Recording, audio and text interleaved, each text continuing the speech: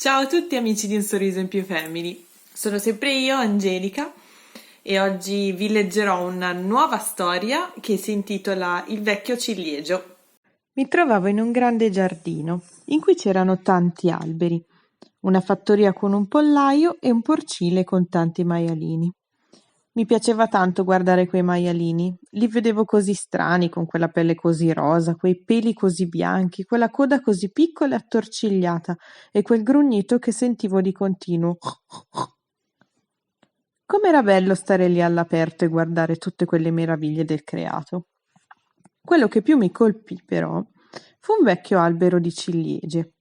Era così grande e carico di frutti che, avvicinandomi, sembrava mi dicessero mangiami. Così mi accostai per prendere qualche ciliegia, ma ad un certo punto sentii delle voci che si avvicinavano sempre di più e mi nascosi per vedere chi fosse. Erano dei bambini che correvano verso l'albero per mangiare un po' di ciliegie. Una volta rassicurata, allora, uscii allo scoperto e mi presentai. Loro erano 13 tra bambini e bambine e con me eravamo in tutto 14. I bambini pensarono di fare una gara.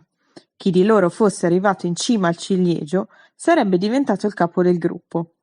Le bambine invece avevano deciso di fare un'altra gara. Avrebbero organizzato una corsa al sacco, portando degli orecchini di ciliegio alle orecchie.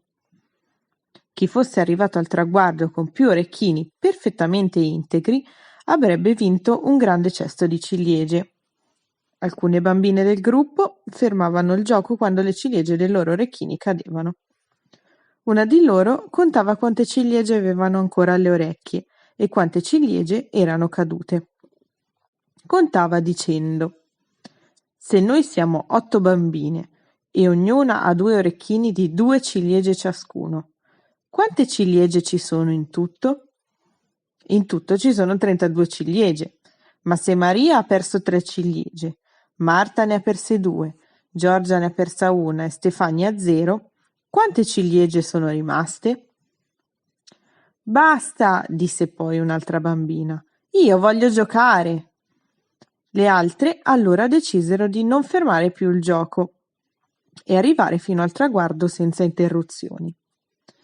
Arrivai alla fine anch'io, con gli orecchini di ciliegia intatti. Ma a quel punto fui presa in giro dalle altre bambine che mi dicevano: ci sei cascata, faccia di coniglio. Non riuscivo a capire perché dicessero così. Del resto, era un gioco. Allora mi misi a correre e andai dal vecchio ciliegio piangendo, non accorgendomi che sulla sua cima c'era un bambino che si avvicinò e mi disse: sono io il capo del gruppo adesso. Non preoccuparti, farò in modo che tutto si sistemi. Non appena finì di parlare, però, sentii la mamma che mi chiamava. Alzati, dormigliona! Fu così che aprii gli occhi, andrai di corsa in giardino e vidi che il vecchio ciliegio non c'era più. Solo allora capii che era tutto un sogno. E anche oggi il racconto è finito, spero vi sia piaciuto e noi ci rivediamo nel prossimo video. Ciao!